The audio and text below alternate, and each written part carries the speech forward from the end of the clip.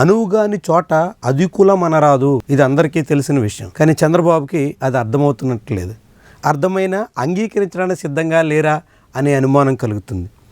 ఆఖరికి చంద్రబాబు సన్నిహితుడు మాజీ ఉపరాష్ట్రపతి వెంకయ్యనాయుడు కూడా ఇప్పుడు చంద్రబాబుకి హితబోధ చేయాల్సి వస్తుంది.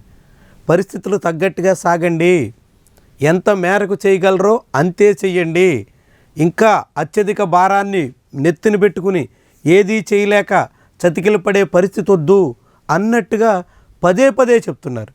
పరోక్షంగా అలాంటి సంకేతాలు ఇస్తున్నారు. అమరావతి, పోలవరం లాంటి అంశాల్లో మేము కదులుతుండగానే ఏదోటి పూర్తి చేయండి అని వెంకయ్యనాయుడు బహిరంగంగా వాపోవలసి వచ్చింది.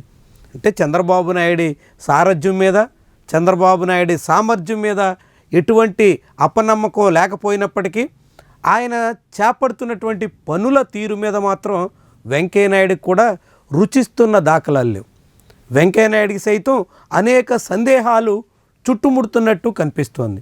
మరి దీన్ని చంద్రబాబు నాయుడు గ్రహిస్తారా? వాస్తవానికి అమరావతి ప్రాజెక్టు ఆర్థికంగా చాలా భారం. అంత స్తోమత ఆంధ్రప్రదేశ్ రాష్ట్ర ప్రభుత్వానికి లేదు. అప్పులు కూడా ఆశించినంత మేరకు రావడం లేదు. దాంతో అమరావతి ఏడాదిన్నర తర్వాత కూడా ఎక్కడ వేసిన గొంగళి అక్కడేనా అనే అనుమానాన్ని కలిగిస్తోంది.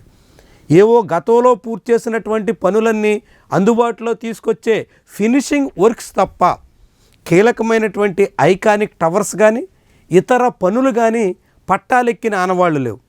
ఇలాంటి సమయంలో ఉన్న కొద్దిపాటి నిధుల్ని వెచ్చించి ఉన్నంత మేర పనులు పూర్తి చేసి ఇవిగో మేము ఇవి పూర్తి చేసాం అని చెప్పాలన్నది వెంకయ్యనాయుడు లాంటి వాళ్ళ ఆలోచన. కానీ చంద్రబాబు నాయుడు తీరు అందుకు విరుద్ధంగా ఉంది. అమరావతి కోసం ఇప్పటికే NH-16ని కలుపుతూ విజయవాడ వెస్ట్ బైపాస్ రోడ్డుకి తగ్గట్టుగా ఒక కొత్త వంతెన అందుబాటులోకి వచ్చింది. మొన్నటి నరేంద్ర మోదీ సభ సందర్భంగానే ఆ వంతెన మీద రాకపోకలకు అనుమతి ఇచ్చారు. ఇప్పటికే ఆ వంతెన అమరావతిని NH-16తో కనెక్ట్ చేస్తోంది. కానీ చంద్రబాబు ఇప్పుడు అదనంగా హైదరాబాద్ అమరావతి గ్రీన్ఫీల్డ్ హైవే అన్నట్టు కొత్త ఐకానిక్ వంతెన నిర్మాణానికి పూనుకుంటున్నారు. దానికోసం 6,000 కోట్ల రూపాయలు వెచ్చించాల్సి ఉంటుంది అని చెప్తున్నారు. అసలే ఒక వంతెన అందుబాటులో ఉంది, కొత్త వంతెన, ఇంకా పూర్తిగా దాని మీద రాకపోకలకు అనుమతించలేదు. అలాంటి వంతెన అందుబాటులో ఉండగా కొత్త వంతెనకు శ్రీకారం చుట్టడం అంటే ఏమనాలి? మింగ మెతుకులేదు కానీ మీసాలకు సంపంగ నూనె అన్న నానుడిని ఇప్పుడు చంద్రబాబు తలపిస్తున్నారు. ఇదే ఇప్పుడు వెంకయ్యనాయుడు లాంటి వాళ్ళ అనుమానాలకి అనేక రకాల ప్రశ్నలకి ఊతమిస్తుంది.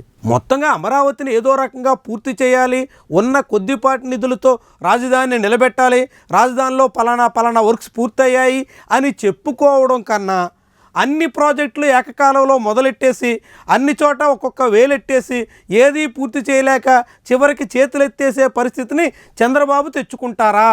ఇదే ఇప్పుడు చంద్రబాబు సన్నిహితుల్లో సైతం మెదులుతున్నటువంటి ప్రశ్న. అందుకే వెంకయ్యనాయుడు అంత బాహాటంగా మేము కదులుతుండగానే అమరావతిని ఏదో రకంగా పూర్తి చేయండి అని అడగాల్సిన పరిస్థితి వచ్చింది. మరి వెంకయ్య మాటలు చంద్రన్న చెవికి ఎక్కుతాయా? కనీసం ఇప్పటికైనా అమరావతి విషయంలో ఆయన పునరాలోచన చేస్తారా? తన ప్రణాళికలు చాలా సుదీర్ఘంగా ఉండొచ్చు, కానీ అవకాశాలు అంతంత మాత్రంగా ఉన్నప్పుడు అందుకు తగ్గట్టుగా అడుగులేయాల్సిన దశలో విరుద్ధంగా సాగితే బొక్కబోర్లా పడతారన్నది చంద్రబాబు ఎందుకు గ్రహించలేకపోతున్నారన్నదే ఎవ్వరికి అంతుబట్టనటువంటి వ్యవహారం. అమరావతిలో అనేక విషయాలు చాలా కాలంగా పెండింగ్లో ఉన్నాయి. ఆఖరికి సీడ్ యాక్సెస్ రోడ్ నిర్మాణం కూడా ముందుకు సాగుతున్న దాఖలాలు లేవు. ఇలాంటి పనులు పూర్తి చేసి ఉన్న రాజధానిని ఒక రూపు తీసుకొచ్చి అమరావతి ఇదిగో అని జనం ముందు చూపించి వచ్చే ఎన్నికలకు వెళ్ళాలి అన్నది ఆయన అభిమానులు, ఆయన శ్రేయోభిలాషులు ఆశిస్తున్న విషయం. కానీ చంద్రబాబు మాత్రం అందుకు ససేమిరా అంటున్నారు, చాలా చెయ్యాలనుకుంటున్నారు. అందుకు తగ్గట్టుగా కొండకి వెంట్రుకేసి లాగే ప్రయత్నంలో ఉన్నట్టుగా కనిపిస్తోంది. మరి ఆయన ఈ ప్రయత్నాలు ఎంత మేరకు సఫలమవుతారు? ఏదీ సాధించలేక చతికిలు పడితే మళ్ళీ 2019 పునరావృతం అయ్యే ప్రమాదం ఉంటుందా? ఇలాంటి ప్రమాదాన్ని చంద్రబాబు గుర్తిస్తున్నారా, గ్రహిస్తున్నారా, దాన్ని సరిచేసుకునే ప్రయత్నానికి దిగుతారా? ఇవే ముఖ్యమైనటువంటి ప్రశ్నలు.